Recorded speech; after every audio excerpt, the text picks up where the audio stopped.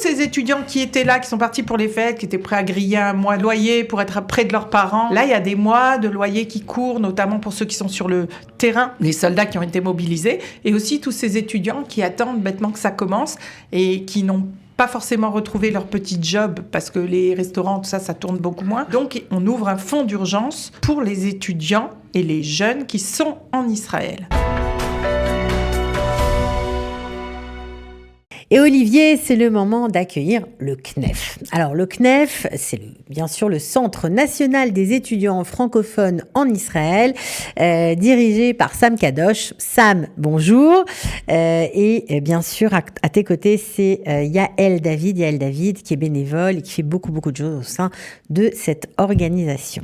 On est obligé de parler aujourd'hui des étudiants parce qu'il y a une annonce hier importante faite par le gouvernement. La rentrée universitaire a été reportée, c'est-à-dire les étudiants devaient commencer là début novembre et pas le gouvernement, en tout cas l'organisation de toutes les universités, qui a été suivie aussi par toutes les Mechlalot, par toutes les écoles supérieures, ont pour l'instant repoussé la rentrée universitaire au 5 décembre. Et la Mechina a déjà commencé. Alors, la Mechina de l'Université de Jérusalem ou toutes les Mechinotes ? Pour l'instant, ce qu'on sait, puisque je pense qu'on en parlera hier, on a accueilli avec beaucoup d'émotion des Olim qui sont arrivés.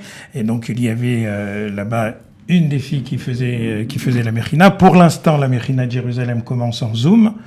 Donc c'est la première nouvelle. Au niveau des autres Mechinotes, mais disons que c'est une des principales, la Mechina de Jérusalem, puisque les autres sont aussi dans des programmes qui sont liés à Massa. Et donc Massa aussi, chaque programme a sa politique. Donc chaque programme après décide de quand est-ce qu'il veut commencer. On sait qu'il y a des programmes de Massa qui correspondent aussi à une sorte de Mechina ont déjà commencé, comme le programme de Chemdat Darom avec Eli Kling qui a déjà commencé et qui accueille à Jérusalem. Donc c'est quelque chose qui est en mouvement, mais ce qui est très important, c'est que tous ces étudiants, c'est ça qui est important pour nous, et on va en parler, ça veut dire ces étudiants qui ont voyagé pour voir leurs parents pendant les fêtes. sont maintenant à Paris, devaient rentrer tout de suite, et donc voilà, on va organiser. Donc pour l'instant, ils rentrent ou ils rentrent pas? Alors, c'est la question, j'imagine, pour eux. Voilà. Yael. Bon, déjà, il faut rajouter à ça que le Shirut Leumi, lui, a bien commencé et que toutes les personnes qui sont pas rentrées, elles sont, d'après moi, n'étant pas sur le territoire, donc n'étant pas en train de faire le Shirut Leumi à l'étranger, risquent d'avoir un problème en fin d'année quand il va leur manquer tous ces jours. Donc c'est très important de rentrer. Surtout qu'on a besoin d'eux dans beaucoup d'endroits, d'autant plus que voilà, en ce moment. Alors qu'est-ce que ça veut dire? Ça pose quand même plusieurs problèmes. D'abord, ceux qui sont en France, est-ce qu'ils vont rentrer? Est-ce qu'ils sont rentrés? Et puis peut-être ceux qui sont ici, qui habitent, par exemple, je pense à des étudiants qui habitent par exemple dans les méonotes, dans les cités universitaires. Est-ce que les cités universitaires ont réouvert? Comment ça se passe pour eux? Alors déjà, pour répondre au premier sujet, moi je serai à Paris la semaine prochaine et je propose une consultation avec les étudiants qui se trouvent encore en France lundi prochain. Alors, ce sera quelle date? C'est la blague. Non, pas 27, 30. C'est important parce que on est en direct. On a tellement de dates. Voilà. Alors lundi 30. Lundi 30 à 16h dans Paris. Éventuellement, je sais qu'il y a des Strasbourgeois qui aimeraient participer mais qui ne viendront pas jusqu'à Paris. Donc si on a beaucoup d'inscrits, même s'ils ne sont pas parisiens, le précisons. C'est une réunion vraiment frontale, en présentiel? Oui, en présentiel pour des raisons que vous pouvez comprendre. D'ailleurs, le lieu ne sera publié qu'au dernier moment. Mais il faut s'inscrire quand même. Il faut s'inscrire absolument, surtout maintenant par les temps qui courent. Et donc, on veut voir avec ces jeunes où ils en sont. Donc, on va mettre le lien, bien sûr, dans la vidéo, le descriptif de la vidéo. Et c'est vraiment pour être à leur écoute, essayer de comprendre. Et bon, et là, je reviens sur ce que toi, tu étais en train de dire. Tous ces étudiants qui étaient là, qui sont partis pour les fêtes, qui étaient prêts à griller un mois de loyer pour être près de leurs parents, et puis voilà, il y a une prise en charge à la maison. Là, il y a des mois de loyer qui courent, notamment pour ceux qui sont sur le terrain, les soldats qui ont été mobilisés, et aussi tous ces étudiants qui attendent bêtement que ça commence et qui n'ont pas forcément retrouvé leur petit job parce que les restaurants, tout ça, ça tourne beaucoup moins.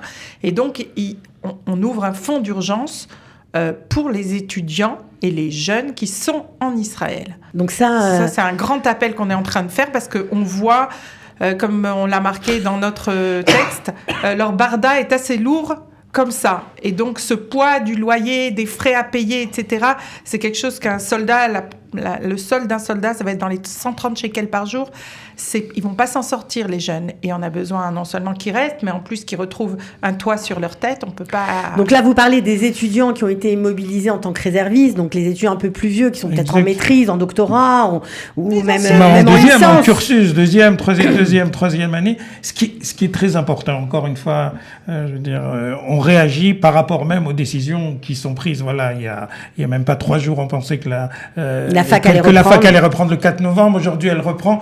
Et aussi, un peu, ça doit être notre message, le message, aussi bien des gouvernementaux, mais des associations, que à nous aussi de créer certaines plateformes. Et quand je dis plateforme, c'est pas que du virtuel, c'est d'accueillir les gens, de montrer aussi aux parents que vous êtes là, qu'on est là, et nous-mêmes qui sommes parents et qui avons des enfants sur le front, etc., de pouvoir assurer, d'accord, pas de lancer de grandes promesses, mais d'assurer selon le besoin des choses sur lesquelles on peut accueillir. S'il y a des jeunes aujourd'hui qui ne sont pas encore, comme le disait Olivier, dans les méonotes, parce qu'encore les méonotes d'un autre côté sont vides pratiquement aujourd'hui, puisque les Israéliens soit sont sur le front, soit chez leurs parents. Donc de leur assurer que de pouvoir leur trouver une famille. Il y a des actions qui sont faites aussi avec Qualita en partenariat. Donc c'est important de rassembler toutes ces forces et de répondre aux particuliers. Donc, Yael, on a compris, vous serez le 30 octobre à partir de 16h à Paris. Il faut s'inscrire, on va mettre le lien. Mais qu'est-ce qu'il se passe, Sam?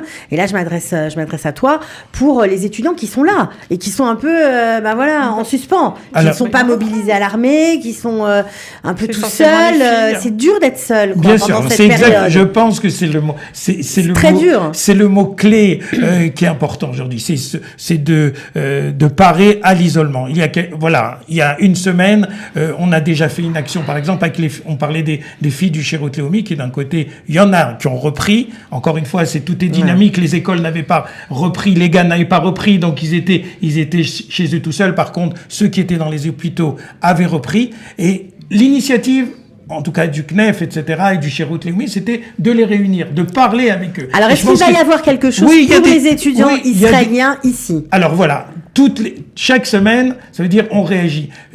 C'était très intéressant, par exemple, que quand on a fait une conférence avec le Rav Ethan Fison, après on a discuté avec ses filles, une des premières questions qu'on m'a posées à moi en tant que CNEF, quand est le prochain Shabbat? Ça veut dire ce besoin, et je ne mens pas, ça veut dire la première question qu'on me pose, c'est dire quand est-ce qu'on va se réunir? Est-ce que vous allez faire le Shabbat Hebron, qui est une institution? Et oui, je pense que là, en plus, les conditions sécuritaires à Jérusalem ont été levées par le Pikoud HaOref, ce qui nous permet de pouvoir être beaucoup plus large et d'organiser plus de gens avec, bien sûr, un endroit gardé. Oui, on est en train de réfléchir.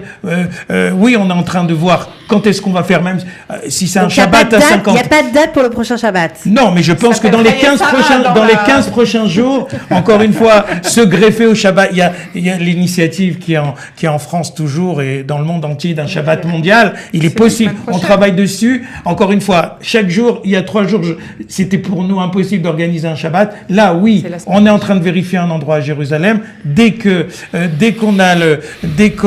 c'est bouclé, je reviens à Studio Qualita pour l'annoncer. On peut suivre aussi la page du CNEF, la page Facebook, la page Insta. La page TikTok. Si je peux juste dire peut-être quelque chose, c'est que pour les auditeurs qui nous écoutent, en fait, il y a beaucoup d'entraide, il y a beaucoup de choses qui se sont mises en place. Et nous, c'est pas qu'on a mis du temps à réagir, c'est qu'on est vraiment des gens de terrain.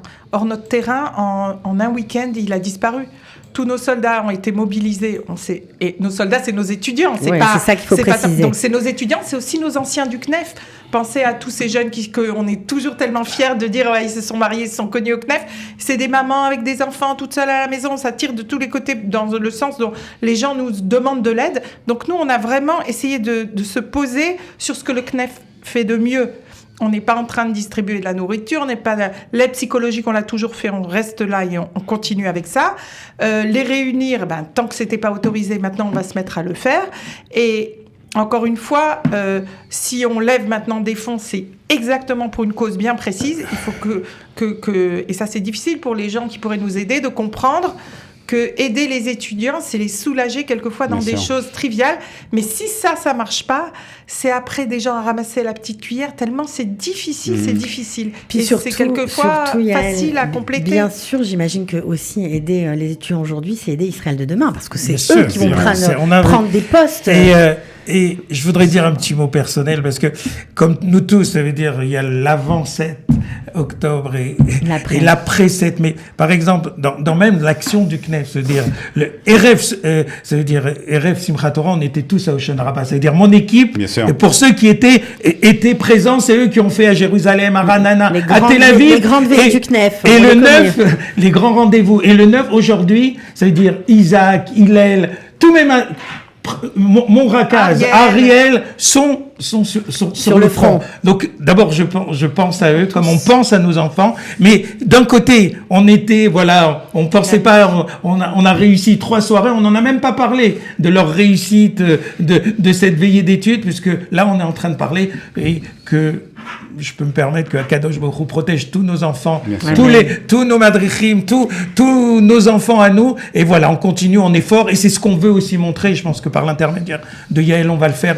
Et en tant que parents, nous aussi, ça veut dire aux parents, vous avez une adresse, il y a assez d'organisations, on l'a vu hier à l'aéroport, Kalita, le CNEF, des bénévoles. Beaucoup de gens. Voilà, et c'est important que les gens se tournent vers toutes ces forces, aussi bien gouvernementales, mais associatives. On est là pour ça. Et comprendre que de faire ce pas, c'est-à-dire quitter Israël la semaine prochaine pour aller à la rencontre des gens à Paris, pas qu'à Paris d'ailleurs, d'aller à la rencontre des Juifs en France pour parler, c'est de ma part personnel, super personnel, un énorme sacrifice. Je sais pas combien on sera dans l'avion, mais on quitte pas le pays dans ces moments-là. Donc si on vient au devant des gens, on s'attend aussi à ce que vraiment c'est une main tendue qui vient de très loin au niveau sacrifice. Donc j'espère qu'il y aura des gens au rendez-vous. Mais oui, c'est sûr, il y aura des gens au rendez-vous et des gens à ici tous les aussi. rendez-vous qu'on lance, parce que c'est vrai que c'est vraiment tout le monde a besoin de tout. Là, on parle de nos enfants, de nos olim, de nos jeunes, de notre avenir, de la jeunesse juive française. Et dans ces moments-là, on a vraiment besoin de pas se sentir seul. Pas pour nous, le CNEF, on est là depuis 35 ans, pour eux. Ce que je voudrais rajouter, c'est que c'est vrai qu'on a parlé de ceux qui sont arrivés, et des étudiants qui sont arrivés, des olim qui sont arrivés, mais plus particulièrement pour les étudiants encore, c'est encore...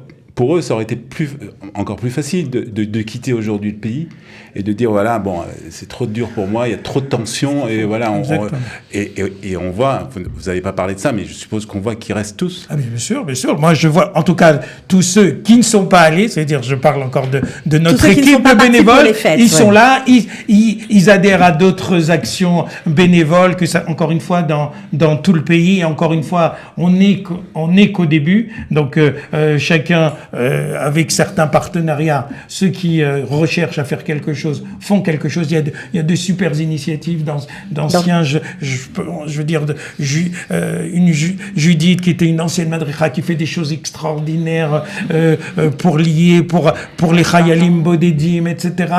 Mais c'est je veux dire, il y a pas non plus que les associations qui font. Il y a des gens qui se sont levés, des jeunes qui ont 20, 25, 30 ans, individuelles. Et c'est extraordinaire. Hier, dans l'avion des Olim, au moins un tiers était des jeunes qui sont tous inscrits dans des programmes qui n'ont pas renoncé à leur projet. Ouais. Les gens viennent ou pour étudier ou pour une mechina.